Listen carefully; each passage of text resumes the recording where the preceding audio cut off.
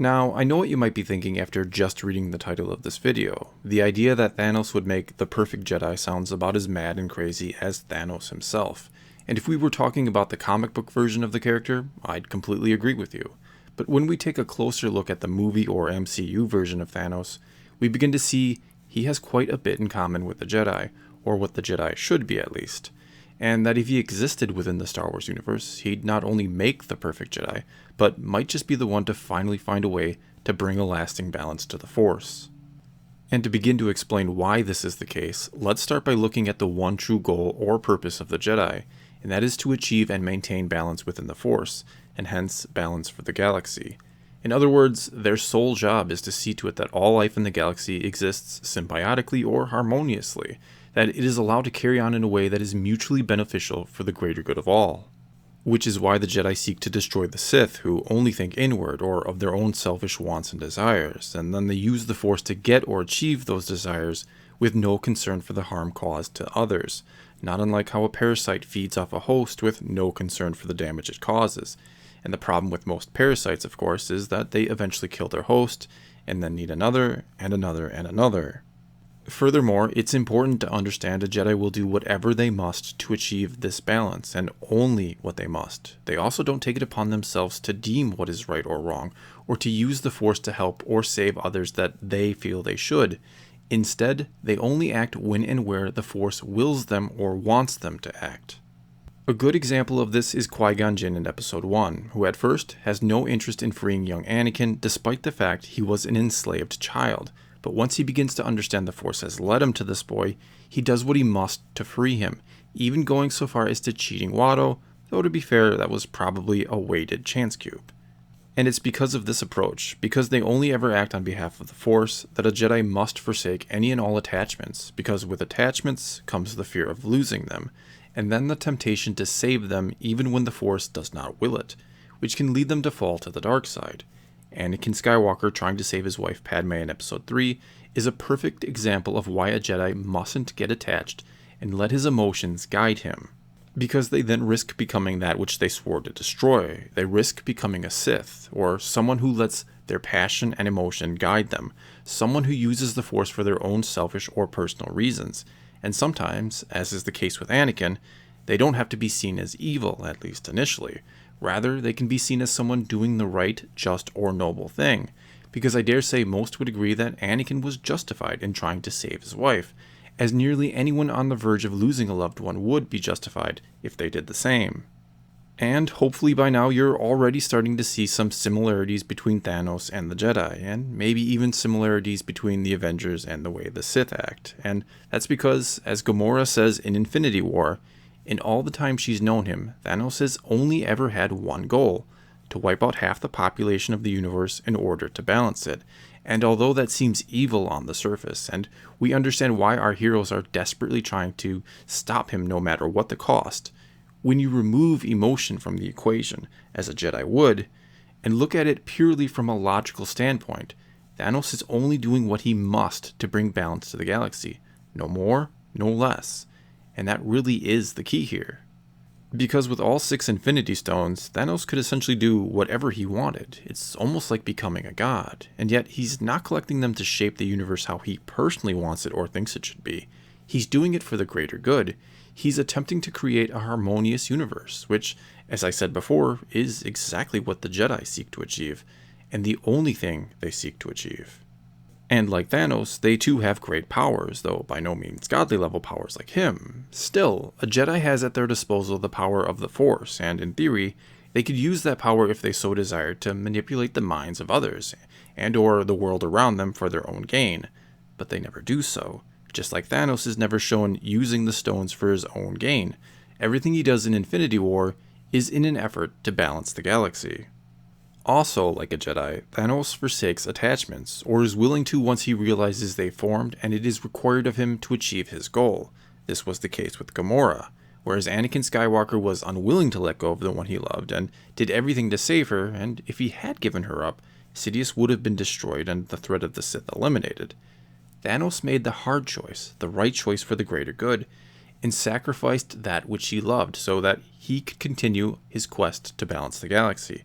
And oddly and ironically enough, it was this seemingly heartless decision that all but affirms that he would have made the perfect Jedi, that he would always choose the greater good over his own heart. The Avengers, on the other hand, do not have such a well-defined goal or purpose, no established guiding principle that they live by. Yes, they're Earth's mightiest heroes and protect it from great threats. But when and where to act, and what is deemed a great threat, is completely arbitrary. It's completely up to them. And although I wouldn't try to argue that, within the context of the MCU, the Avengers haven't stopped great threats or been a force for good, it cannot be ignored that their pursuit of making the world a better, safer place has led to great death and destruction, like with the creation of Ultron. And in the movie Civil War, when the world banded together in response to that, in order to try and give them some type of oversight so that they couldn't just act when and where they deemed, some of the Avengers scoffed and even fought against that idea. And though it seems odd and wrong to even say this, but Captain America took a very Sith-like stance in this movie. He sounded a lot like Palpatine when he all but declared that he and he alone knew what would be best for the greater good, and when and how to proceed. And of course, it's not anywhere near that simple, I know, hence that was such a terrific movie, because part of Captain America's arguments was that giving the power to dictate the actions of the Avengers to others was just as dangerous, if not more so, than them being allowed to completely govern themselves. However, a lot of his argument was also about being afraid he wouldn't be allowed to act when and where he deemed was right. And although I think most of the time Captain America, of all people, is going to, at the very least, try to make the most sound, rational, and best decisions, he is still one man and certainly not infallible, and not as infallible as he would be if he was holding to one strict code, much like the Jedi do. And to be clear, the Jedi seen in the prequels didn't fail because they held to their code, they failed because they stopped following the will of the Force, or adhering to their one guiding principle, and started to heed and obey the will of the Republic, who thought they knew what was best for the galaxy, even though within their own organization, they didn't seem capable of agreeing on anything. Which, yes, does seem to strengthen Cap's argument about not allowing the Avengers to fall under the jurisdiction of anyone or anything. But at the same time, the Avengers still have no set-in-stone guiding principle about how, when, or where they will act.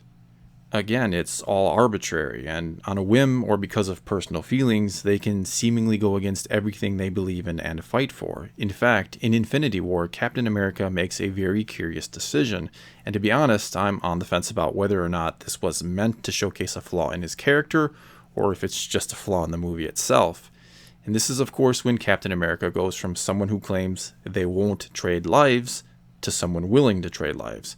And I'm of course referring to the fact that in order to try and save the Vision, Cap is willing to put the entire nation of Wakanda at risk. Now again, I think a debate can be had about whether this is a flaw in the movie or a flaw in Cap's thinking, but giving the film creators the benefit of the doubt here, let's assume this is a flaw in Cap's thinking, that he's letting his emotions dictate his actions and jeopardizing the future of his entire planet for one person. Because in all reality, he should make the hard choice and let the Vision die, in order to destroy the Mind Stone so that Thanos can be stopped. Just like Anakin should have allowed Windu to kill Sidious, thus ensuring the safety and future of the galaxy, even though it meant his wife might die.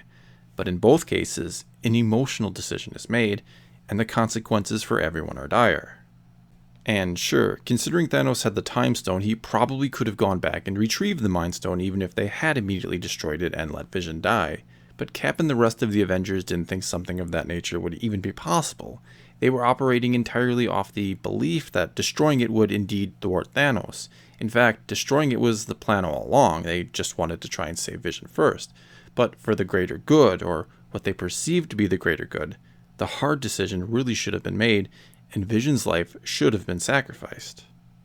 And where things really start to get tricky then is, once you sacrifice one life in the name of the greater good, the question then has to become, where is the limit? How many lives is too many? Or is there even a limit when we're talking about the greater good? And to be clear, I'm talking about the greater good in the grandest of scales here, meaning the greater good of existence or life itself. Because if we really were being faced with such a terrible choice of having to wipe out half the population of our planet to save the future, what would we do? Do the ends justify the means? Do the lives of everyone living today outweigh all the lives to come and the future of humanity itself?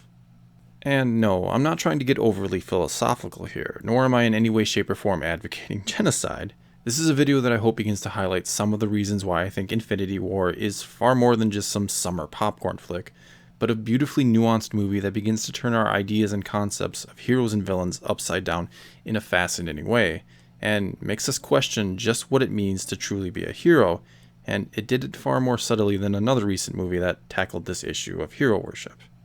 Anyway, in closing, I'm not saying that I think Thanos is completely in the right, nor am I saying he's completely wrong. Again, like a Jedi, he is acting free of emotion and following one simple guiding principle. To him, the end very much justifies the means, and if his plan works and it brings a lasting balance to the universe, and averts or alleviates the suffering of countless worlds in the long run, it's hard to say he's not doing exactly what someone in his position, with his power, should. It's hard to say he's not the perfect Jedi. Well, that's all I've got for this time. Now it's your turn to tell me what you think. Is Thanos acting like a Jedi and doing what he must for the greater good? And are our heroes, in a sense, the villains of this story? And if you liked this video and would like me to further tackle the philosophies of the Jedi and Sith in future videos, let me know that as well. Either way, leave a comment below and let's talk some Star Wars. And some Marvel. And until next time, thanks for watching.